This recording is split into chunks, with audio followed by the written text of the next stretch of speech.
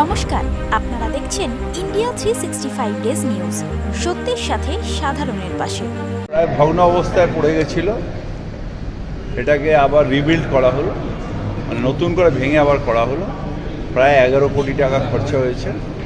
এখানে আমাদের অনেকগুলো ডিপার্টমেন্ট যারা ছড়িয়ে ছিটিয়ে রয়েছে, সেই এক একটা ফ্লোরে এক একটা ডিপার্টমেন্টকে এখনও অ্যালট হয়নি। এটা টেবিল চেয়ার আসবে, এসে প্রত্যেকটা ডিপার্টমেন্ট এটা অ্যালট হবে, এক একটা ফ্লোরে এক একটা ডিপার্টমেন্টকে অ্যালট করা হবে। তাতে এখানে প্রায় 6-7টা ডিপার্টমেন্ট, যেটা ওখানে স্পেসের জন্য অসুবিধা আছে, তারা চ্যাপ্টিনে স্থানান্তরিত হবে। হার্ডকো বিল্ডিংয়ে একটা দুটো ডিপার্টমেন্ট আসবে, দুটো এখানকার আমাদের এর ভেতরে অনেকটা ছোট্ট জায়গা আছে, তারা আসবে। এরকম প্রায় 5-6টা-7টা ডিপার্টমেন্ট আসবে। আজকে অধিবেশনে সজল ঘোষ তিনি সুশান্ত ঘোষের বিষয়টা নিয়ে বলতে উঠলেন, তা ওনার মাইক বন্ধ করে দেওয়া হলো। উনি বলছেন বিরোধীদের কণ্ঠরোধ করা হচ্ছে। এটা নিয়ে আমি কিছু বলতে চাই না, কিন্তু প্রসেস অফ কর্পোরেশন প্রত্যেকটা কাউন্সিলরের জানা উচিত। আমরা একটা টাইম হলে মিটিং করেছি, সেটাতে অ্যাক্ট অনুযায়ী কীভাবে করতে হয়, কীভাবে করতে হবে, যে কোনো জায়গায় যে কোনো কোশ্চেনের উত্তরে যে কোনো জিনিস দেওয়া যায়। ধরুন আমাকে একজন প্রশ্ন করলো যে কলকাতায় জল নেই কেন, আর সেখানে যদি আমি বলতে থাকি যে মেঘ আসছে, তারপর জল পড়বে, তারপর ড্রেনেজ হবে, এটা ঠিক না। সুতরাং পলিটিক্সটা একটা আলাদা জিনিস, আর কর্পোরেশনের কাজকর্ম একটা আলাদা জিনিস। সুতরাং এটা দুটো মিলিয়ে ফেলাটা ঠিক না।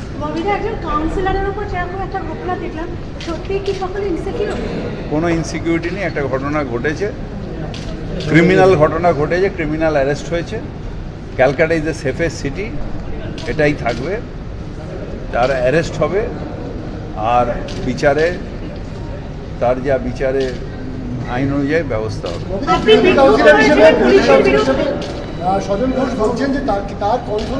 আমি এটা নিয়ে কিছু বলতে চাই না, কারো কেউ কণ্ঠরোধ করে না। আমাদের সরকার কারোর কণ্ঠরোধে বিশ্বাস করে না। আমাদের সরকার গণতান্ত্রিক সরকার, সেই সরকারের এখানে যে বোর্ড, তৃণমূলের বোর্ড, সেই বোর্ড কোনোদিন কণ্ঠরোধ করে না। ইভেন আমি আসার পরে আমার যারা কাউন্সিলর তাদের বলেছিলাম যে তোমরা কোশ্চেন করো।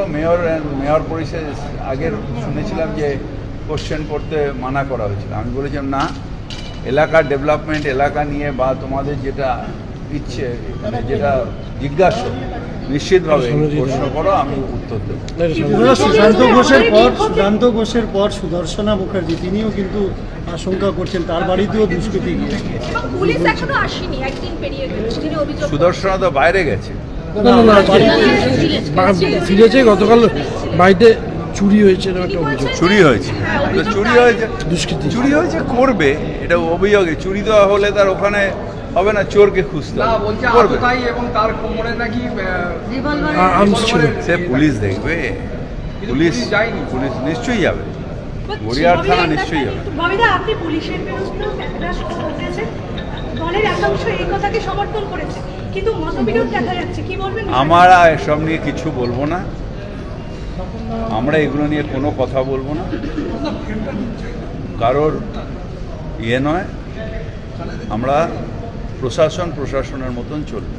আপনি টেন্ডার ক্যান্সেলের কথা বললেন, পান মশলা যেগুলো অভিযোগ যদি ওঠে, টেন্ডার না, লাইসেন্স ক্যান্সেল। লাইসেন্স ওরমভাবে ক্যান্সেল করা যায় না। তার কারণ হচ্ছে যে আইটেমটা, ধরো একটা পানের দোকান, সেখানে পানও বিক্রি হয়, কোল্ড ড্রিঙ্কসও বিক্রি হয়। পান পরাগটা পুলিশ বা আমাদের ডিপার্টমেন্ট, আমাদের এক্সাইজ ডিপার্টমেন্ট, তারা দেখবে যে ওখানে পান মশলা যাতে না বিক্রি হয়। পান মশলা বিক্রি হলে সিজ করবে, ফাইন করবে, কিন্তু লাইসেন্স ক্যান্সেল ওরমভাবে করা যায় না। বেআইনি পার্কিং এবং বেআইনি সাইনবোর্ড বিজ্ঞাপন নিয়ে বিধাননগর পুরসভার উপর রীতিমতো ক্ষুব্ধ কলকাতা পুরসভা কি ব্যবস্থা নিচ্ছে? আমরা পলিসি করেছি, সেই পলিসি অনুযায়ী যেটা যদি আমি ইমপ্লিমেন্ট ওরা করতে পারে, আমি তো পলিসি তৈরি করবো, ইমপ্লিমেন্ট করবেন আমাদের কমিশনার আর মানে এক্সিকিউটিভ যারা কাজ করে। আমরা আমাদের কাজে পলিসি তৈরি করি, আর কমিশনার বা তার নিচে যারা আছে তাদের কাজ হচ্ছে ওটাকে ইমপ্লিমেন্ট করা। আমি যে পলিসি তৈরি করে দিয়েছি, যদি ইমপ্লিমেন্ট করে তাহলে না বেআইনি পার্কিং থাকবে, না বেআইনি হোর্ডিং থাকবে।